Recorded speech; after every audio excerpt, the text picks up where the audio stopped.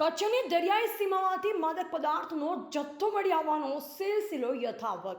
આજરોજ તારીખ 19/6/2024ના કલાક 15 વાગ્યે મરીન કમાન્ડોના ઇન્ચાર્જ શ્રી આઈજીપી અમિત વિશ્વકર્મા સાહેબ અને એસપી શ્રી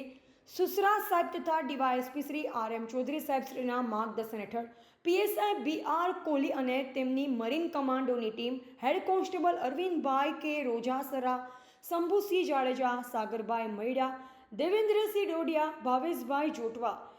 AIOBB સંઘા સ્ટેટ IB નાવ જ્યારે કોસ્ટલ પેટ્રોલિંગમાં હતા ત્યારે સિંદુડબીથી યક્ષ મંદિર વિસ્તારમાં પેટ્રોલિંગમાં હતા ત્યારે શંકાસ્પદ હાલતમાં માદક પદાર્થનો એક કોથળો મળી આવેલ, જેને ખોલતા તેમાંથી ચરસના પેકેટ નંગ 10 મળી આવેલ, જેનો જખો પોલીસ સ્ટેશનમાં જમા કરાવી આગળની કાર્યવાહી હાથ ધરવામાં આવી છે. રિપોર્ટર રમેશભાઈ ભાનુશાલી, નલિયાબડાસા, કચ્છ.